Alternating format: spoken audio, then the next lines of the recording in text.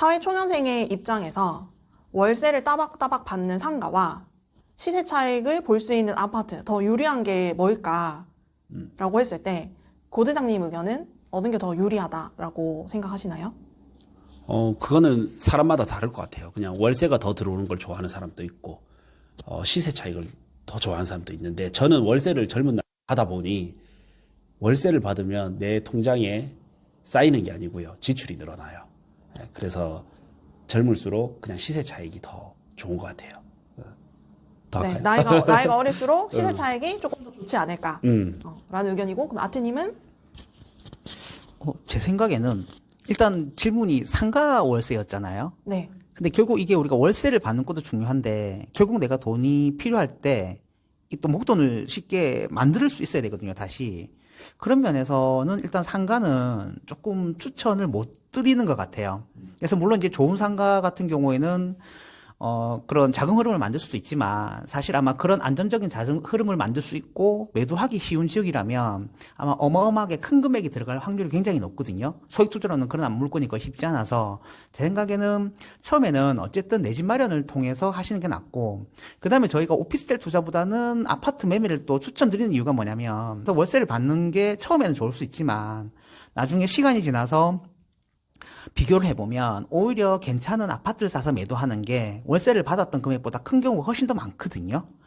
그러다 보니까 저 같은 경우에는 특히 사회초년생이 월세를 받으면서 뭔가 하는 것보다는 조금 부동산 공부를 하셔서 매매 차익 쪽 시장을 먼저 보시는 게 어떨까라는 생각이 드네요. 그러면 이미 주거용 아파트가 하나 있다. 예. 그러면 두 번째 길은 어디로 가면 좋을까요? 저는 2주택까지는 괜찮다고 생각하는 편이에요. 국가의 정책상 너무 다주택자는 지금 그렇게 권하지도 않고 특히 나이가 어리면 어릴수록 저도 뭐 다주택자를 그렇게 권하지는 않거든요. 대신에 한 주택까지는 더 했으면 좋겠고 요즘에 상가가 좀 쉽지 않은 부분이 있거든요. 정말 좋지 않은 상가라면. 그래서 저는 차라리 우리가 투자할 수 있는 여러 개가 있잖아요.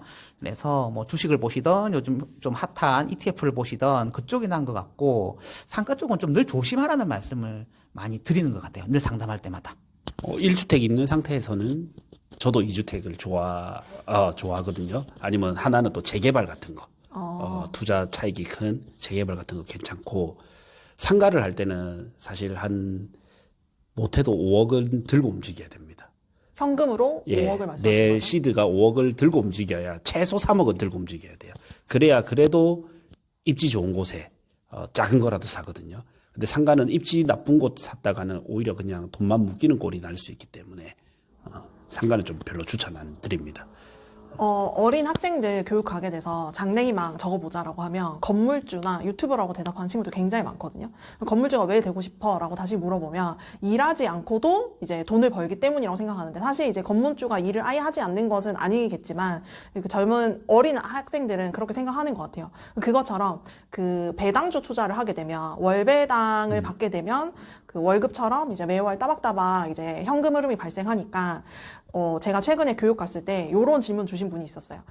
연령대는 이제 중장년층이고 여성분이셨는데 3억 정도의 돈이 있다. 근데 그거를 이제 배당주로 세팅을 하는 게 좋을까? 아니면은 이제 부동산 중에 이제 상가인데 월세가 월에 한 100만 원 정도 나온대요. 둘 중에 어느 게 더 좋을까요? 라고 질문을 주셨거든요. 네.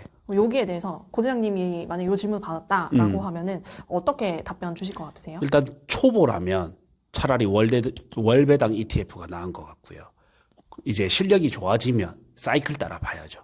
그러니까 미국 장이 너무 과열돼 있을 때는 한국 장으로 와야 되고 한국 장이 과열됐을 때는 미국으로 가야 되고 그리고 이제 기본적으로는 ETF는 내가 팔기도 좋잖아요. 근데 한국 상가는 정말 잘 봐야 되거든요. 잘못하면 안 팔리는 것들을 살 수 있단 말이에요. 그래서 초보는 차라리 ETF. 건물을 할 거면 좀 공부해서 이렇게 와야 될 것 같아요. 그래서 위험도도 더 높고 하기 때문에 이제 ETF를 하는 게 초보자 입장에서는 좀 더 유리할 수 있다. 네, 안전하죠. 더 안전할 수 있다. 네. 근데 수익률을 극대화시키고 싶으면 이제 공부해서 하이리스크 부동산으로. 하이리턴. 네. 근데 아까 질문 중에서 3억 정도 투자금이라고 그러셨잖아요. 네. 근데 월 100이 나온다고요? 그래서 느낌이 100이 나온다라는 게 정말 100이 나오는 게 아니라 왠지 홍보팀에서 그렇게 뿌렸을 것 같은 느낌이 들거든요. 그러니까 상가가 실제로 안 들어왔을 수도 있고 임차인이 그 상가를 아마 그 분양하시는 팀에서 그렇게 될 거라고 예측을 하는 경우가 있거든요. 근데 이런 경우는 공실 확률이 더 높고, 만일 공실이라면 그 100만 원이 확정이 안 된 상황에서 내가 3억만 투자하게 되는 거잖아요. 그리고 이런 시장이라면 나중에 매도할 때 3억을 받을 수 있다는 보장이 안 나올 수도 있거든요. 그래서 물론 이제 저희가 그 물건을 정확하게 보긴 해야 되는데, 일단 숫자만 들었을 때는 이거 조금 별로 안 좋은데라는 느낌이 들고, 이게 좀 개인적인 생각은 저도 그러면 월배당 ETF로 가는 게 당연히 맞는 것 같아요. 물론 이제 3억 가지고 다른 더 좋은 부동산 상품이 있다 하면 그쪽을 바라보실 수도 있는데, 지금 어쨌든 우리가 조건으로 말했던 두 개 중에서 하나는 당연히 ETF 월배당 쪽으로 저는 당연히 할 것 같아요.